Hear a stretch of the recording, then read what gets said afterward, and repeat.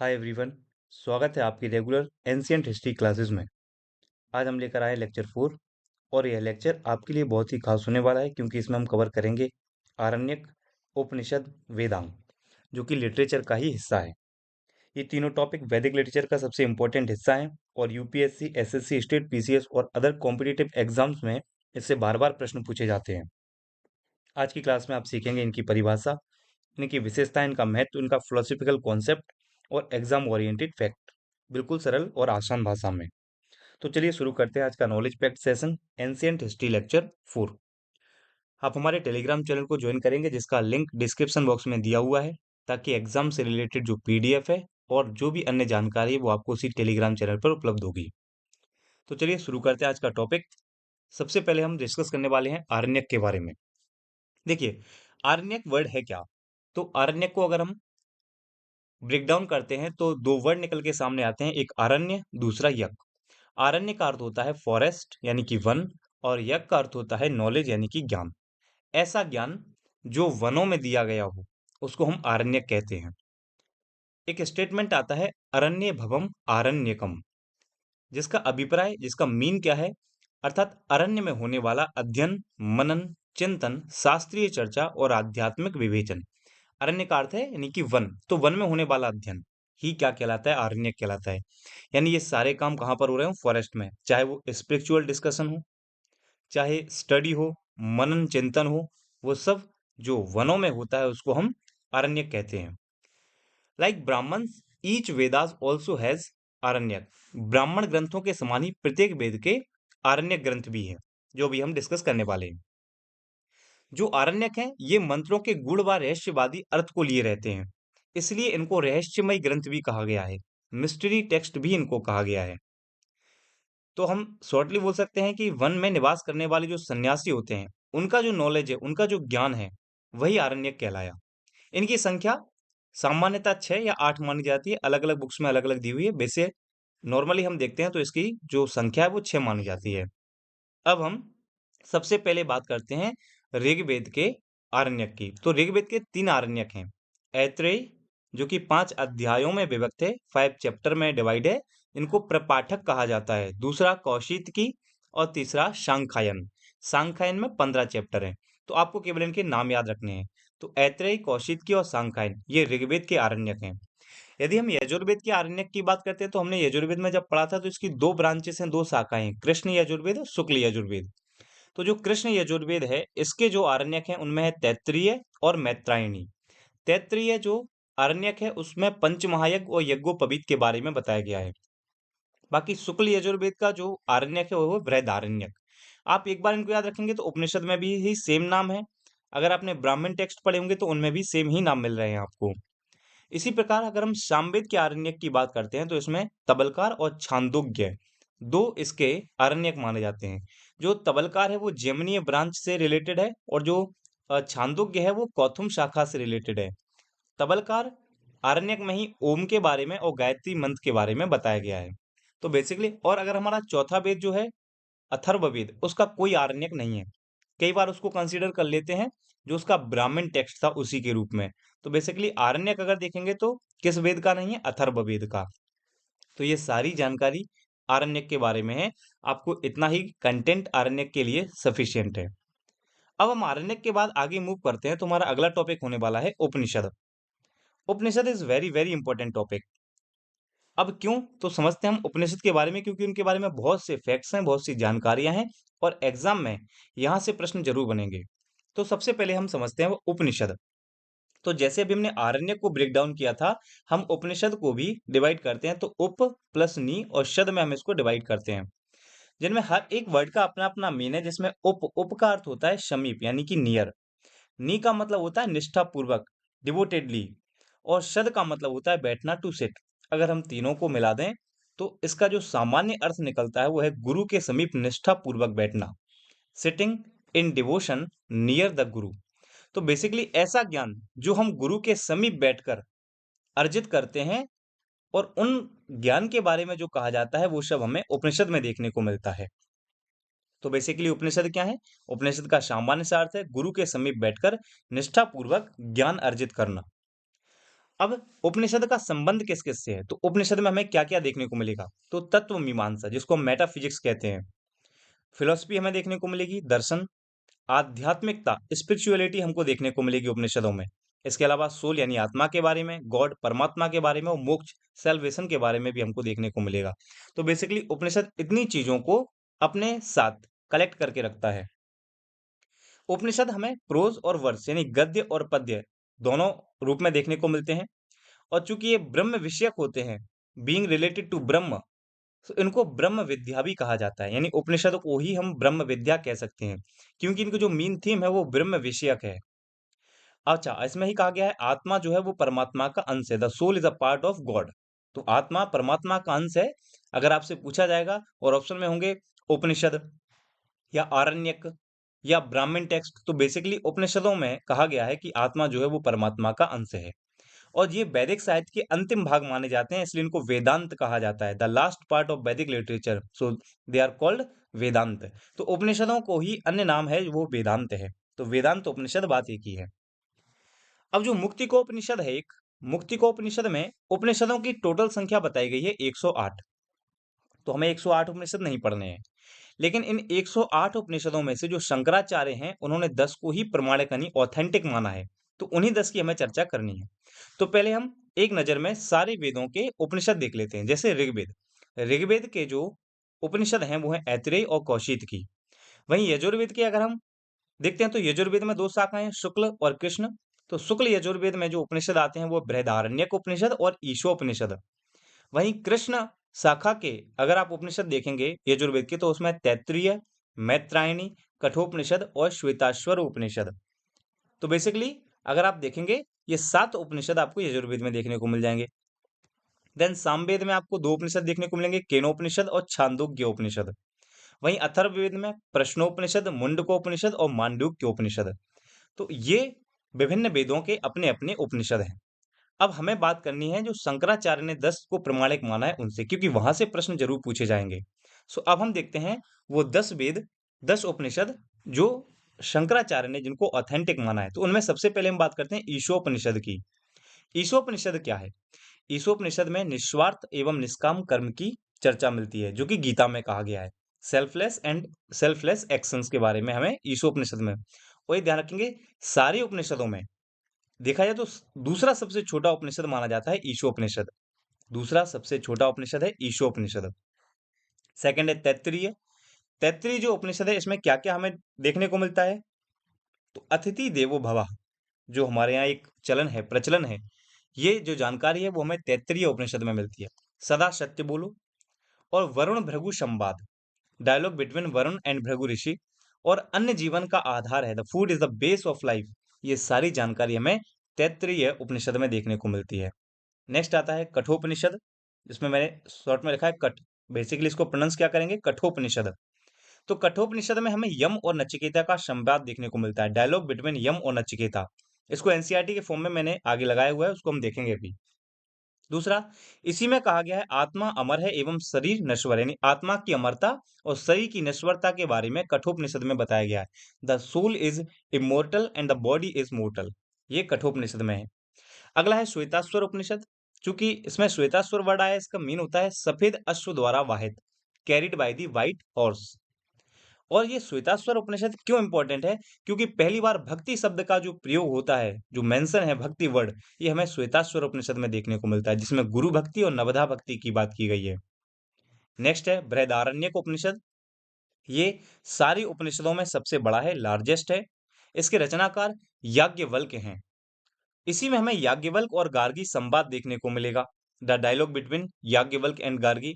इसी में कात्यायनी संवाद और अस्तोमा सदगमय तमसोमा ज्योतिर्गमय जो स्टेटमेंट है, ये भी हमें बृहदारण्यक उपनिषद में देखने को मिलता है। तो बृहदारण्यक उपनिषद की ये खास बातें हैं जो आपको याद रखनी है। अगला है केनोपनिषद। दोस्तों केनोपनिषद में कहा गया है कि जो ब्रह्म है वो सर्वशक्तिमान है, मोस्ट पावरफुल, सुपीरियर अगर कोई है तो वो ब्रह्म है। और इसमें उमा देवी और हेमवती की कथा भी हमें देखने को मिलती है। तो ये सारे फैक्ट आपको याद होना चाहिए। एग्जाम में प्रश्न क्या पूछेगा कि भाई बताइए याज्ञवल्क्य और गार्गी गार्गी संवाद किस उपनिषद में देखने को मिलता है, हमारा जवाब होगा बृहदारण्यक उपनिषद।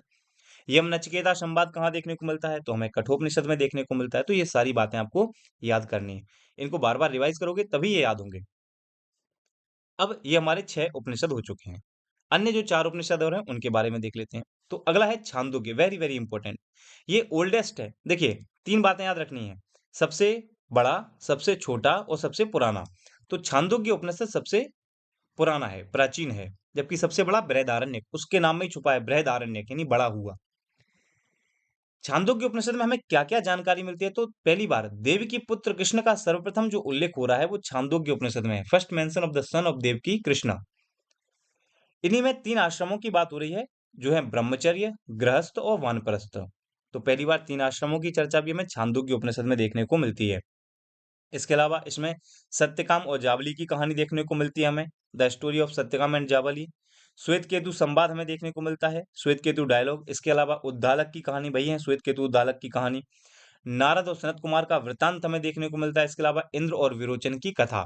ये सारे फैक्ट, अब देखिए ये क्या है इनकी कहानी, ये सनत कुमार का वृतांत, ये आपको नहीं जानना है, आपको केवल फैक्ट पता होना चाहिए। एग्जाम ओरिएंटेड काम हमारा यही है। बाकी कुछ कहानियों का मैंने आपको अभी लगाया हुआ है, आप पढ़ लेना उनको।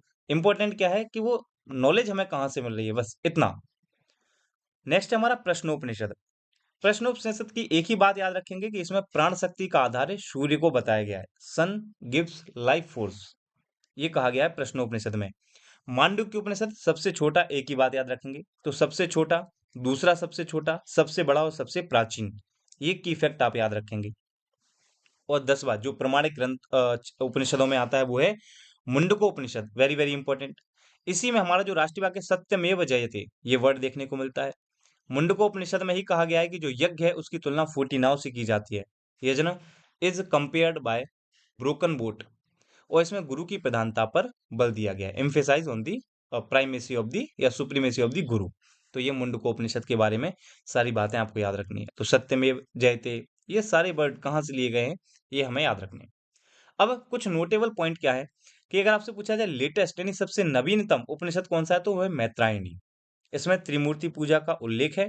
जो ट्रिनिटी वर्शिप की जो जानकारी वो मैत्रायणी में मिलती है। इसके अलावा इसी में कहा गया है कि जुआ और शराब की भांति स्त्री को पुरुष का तीसरा मुख्य दोष बताया गया है। Woman is third main fault of man, like gambling and alcohol.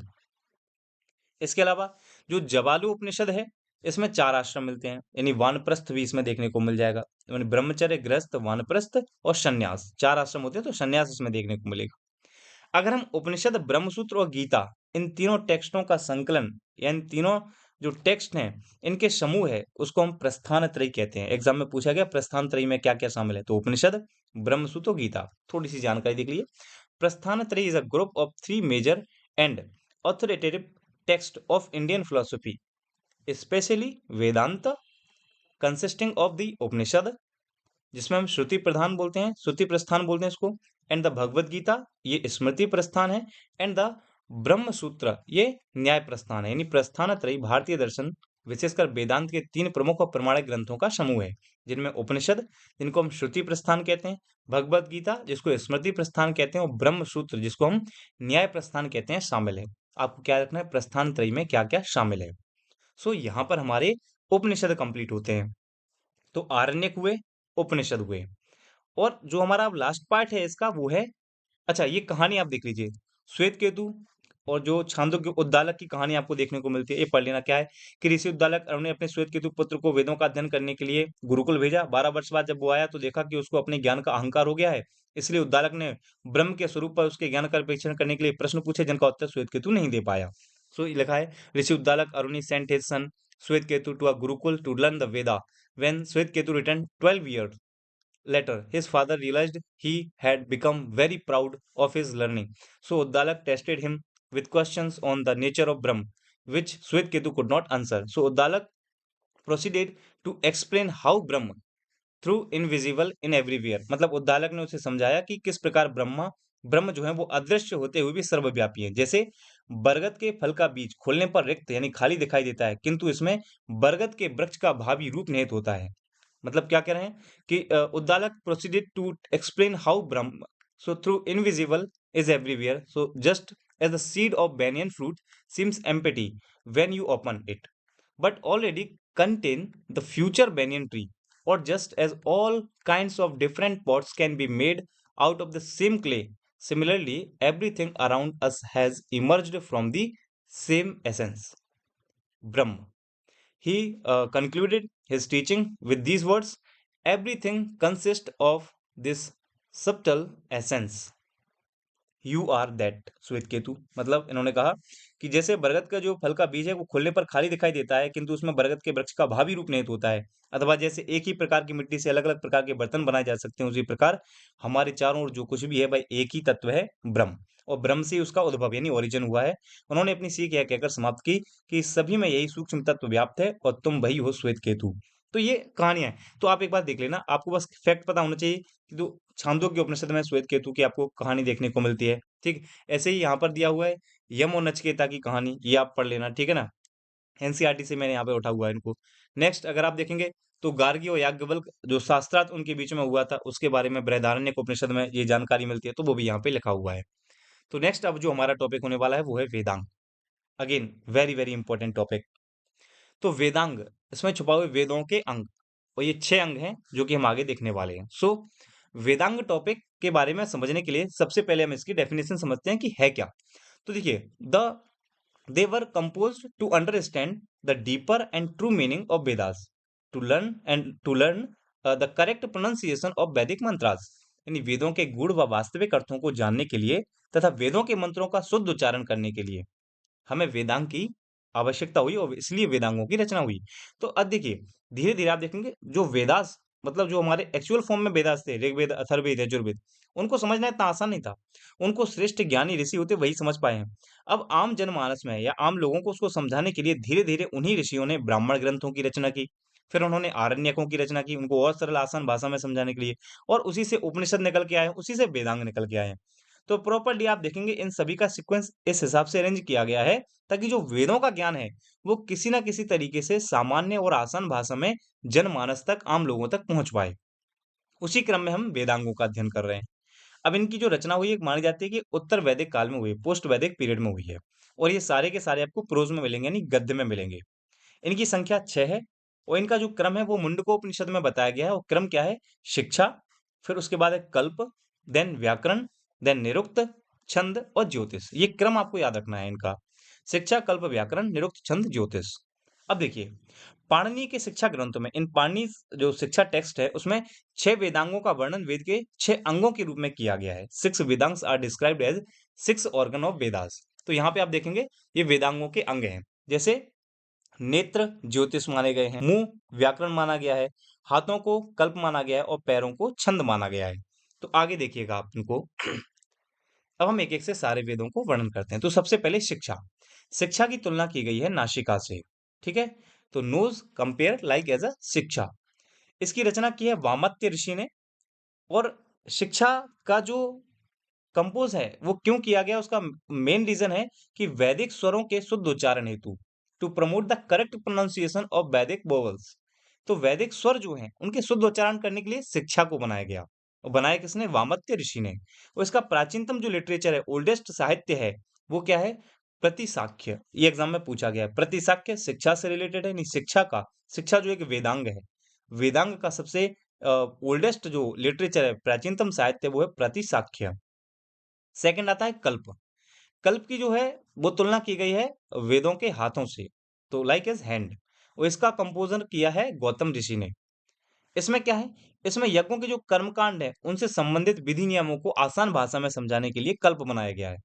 और ध्यान रखेंगे ये कहा किसने? आचार्य सायन ने। आचार्य सायन ने जब कल्प को परिभाषित किया तो उन्होंने कहा है कि जो कल्प है वो कर्मकांड से संबंधित विधि नियमों को आसान भाषा में समझाने के लिए रचित किए गए हैं। अब जो कल्प है इनके 3 भाग हैं। एक है स्रोत सूत्र, दूसरा है गृह सूत्र और तीसरा है धर्म सूत्र। अब स्रोत सूत्र क्या है दोस्तों? इसमें यज्ञ बलि संबंधित नियम मिलते हैं, यजनास एंड सैक्रिफाइसेस लॉ मिलते हैं। इसमें राज्याभिषेक अनुष्ठान की जानकारी मिलती है, कोरोनेशन रिचुअल्स के बारे में। और इसी का एक भाग है शुल्ब सूत्र, विच इज वेरी इंपॉर्टेंट क्योंकि इसको भारतीय ज्यामिति का जनक माना जाता है, फादर ऑफ इंडियन ज्योमेट्री। रेखा गणित का भी इसको जनक माना जाता है। और इसमें बताया गया यज्ञ विधियों को मापने की कला, कि यज्ञ विधियों का मापन कैसे होगा। और इसी को माना जाता है पाइथागोरस प्रमेय का ओरिजिन। ठीक है, तो पाइथागोरस थ्योरम ये सुलभ सूत्र से रिलेटेड है। एंड सुलभ सूत्र आल्सो अ पार्ट ऑफ श्रोत सूत्र। दूसरा है गृह सूत्र। गृह सूत्र में नाम छुपा हुआ है। तो आप समझेंगे गृहस्थ के, यानी गृहस्थ मतलब वैवाहिक जीवन के व्यक्ति के लौकिक और परलौकिक कर्तव्यों का विवरण बताया गया इसमें। यानी हाउस होल्ड रिचुअल्स। एक व्यक्ति जब गृहस्थ जीवन में प्रवेश करता है तो उसको किस प्रकार से अब अपना जीवन व्यतीत करना है वो सारी जानकारी गृह सूत्र में मिलती है।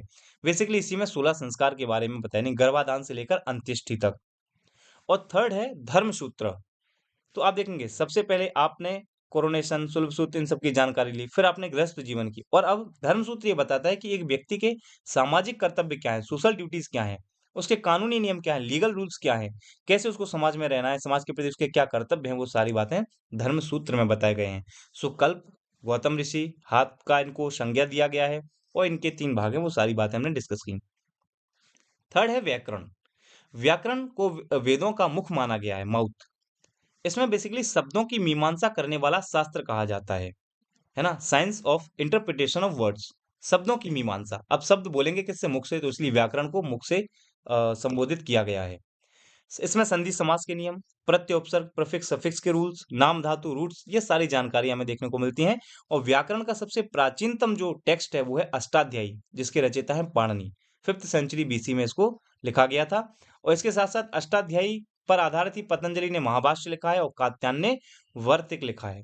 तो ये तीनों की तीनों व्याकरण की ही पुस्तक हैं। आई होप ये बातें आपको क्लियर होंगी। सो ये हमारे 3 वेदांग हुए। अब हम बात करते हैं 4th नंबर के वेदांग जो है निरुक्त। निरुक्त को जो तुलना किया गया है वो कान से किया गया है, यानी यहाँ पर जो शिक्षा वेदों का नाक लिखा था, यहाँ पे आप देखेंगे ईयर ईयर की तुलना की गई है निरुक्त से, और नोज की तुलना की गई है वेदों की शिक्षा से। सो निरुक्त ईयर, इसकी कंपोजर है यास्क ऋषि, जिसका अर्थ है, अगर आप निरुक्त के अर्थ की बात करेंगे तो व्युत्पत्ति शास्त्र, यानी शब्दों की उत्पत्ति। अब शब्द हम क्या करेंगे? सुनेंगे। तो शब्दों की उत्पत्ति बेसिकली ईयर, कान, इसको एटिमोलॉजी कहते हैं।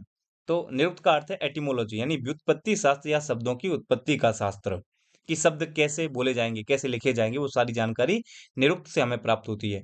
और निरुक्त के जो पहले आचार्य माने जाते हैं वो है कश्यप मुनि। और कश्यप मुनि की रचना है Nighantu, which is very important, क्योंकि निघंटु को वैदिक शब्दकोश कहते हैं, यानी वैदिक डिक्शनरी कहते हैं उसको। क्योंकि निघंटु क्या है? Difficult words from Vedas are collected in Nighantu, so Nighantu can be called a Vedic dictionary. मतलब वेदों के जो कठिन शब्द हैं उनको, उनके अर्थ को बताने के लिए निघंटु में उन सभी शब्दों को संग्रहित किया गया है। और जब भी आप वेदों को पढ़ रहे हो, कोई वर्ड आपको क्लियर नहीं हो रहा है, तो निघंटु नामक जो टेक्स्ट है उसको पढ़ने में आपको उसका मीन देखने को मिल जाएगा। इसलिए निघंटु को वैदिक शब्दकोश कहते हैं, डिक्शनरी जो होती है उस टाइप का इसको कंसीडर किया गया है। 5वां वेदांग जो है वो है छंद। छंद को वेदों के पैर माना गया है, फीट। इसके कंपोजर है आचार्य पिंगल। इसमें बेसिकली पद्यों को सूत्रबद्ध करने के लिए इसका जो है रचना किया गया है, टू फॉर्मुलेट द वर्स। प्राचीनतम ग्रंथ आप सब जानते हैं, छंद का जो प्राचीनतम ग्रंथ है वो है छंद शास्त्र, जिसके रचयिता है आचार्य पिंगल। और अगर ऋग्वेद में आप बात करेंगे तो ऋग्वेद में 3 लोकप्रिय छंद बताए गए हैं, त्रिष्टुप, गायत्री और जगती। और त्रिष्टुप की चर्चा तो ऋग्वेद में 4253, यानी 4253 बार हुआ है। एग्जाम में पूछा गया प्रश्न है ये, तो इसको याद रखेंगे। और लास्ट और अंतिम वेदांग है ज्योतिष। ज्योतिष को वेदों की आइज यानी कि आंख कहा गया है, और इसके कंपोजर हैं लगद मुनि। ये प्राचीनतम टेक्स्ट अगर ज्योतिष का देखेंगे तो है वेदांग ज्योतिष। अब ज्योतिष है क्या? तो क्या है? The process to finding the right time for rituals in the auspicious time by studying the planet and star is called jyotish. यानी शुभ मुहूर्त में अनुष्ठान के लिए ग्रहों व नक्षत्रों का अध्ययन करके सही समय ज्ञात करने की जो विधि थी वो ज्योतिष कहलाती थी या ज्योतिष कहलाती है। सो ये हमारे हुए 6 वेदांग। तो आज की क्लास में हमने क्या क्या कवर किया? हमने सबसे पहले तो कवर किए हैं आरण्यक, उसके बाद उपनिषद, और देन हमने कवर किया है वेदांग। सो आई होप ये सारी बातें आपको क्लियर होंगी। तो दोस्तों ये था हमारा लेक्चर 4, जिसमें हमने डिटेल में समझा आरण्यक क्या होते हैं, उपनिषदों की विशेषताएं, दर्शन, वेदांगों के प्रकार, उनका महत्व। उम्मीद है ये सेशन ने आपके वैदिक लिटरेचर के जो कॉन्सेप्ट थे उनको थोड़ा बहुत क्रिस्टल क्लियर करने में हेल्प किया होगा। तो यह टॉपिक जो है एग्जाम्स में डायरेक्ट सवालों के रूप में आता है, इसलिए इसे जरूर रिवाइज करेंगे आप लोग। और अगर यह लेक्चर आपको हेल्पफुल लगा हो तो लाइक जरूर करें, अपने सभी दोस्तों के साथ शेयर करें, और ऐसे ही regular GS and history classes के लिए हमारे चैनल को सब्सक्राइब करना ना भूलें। कमेंट करके बताएं आपको लेक्चर कैसा लगा। तब तक पढ़ते रहिए, बढ़ते रहिए, मिलते हैं नेक्स्ट लेक्चर में। तब तक के लिए धन्यवाद।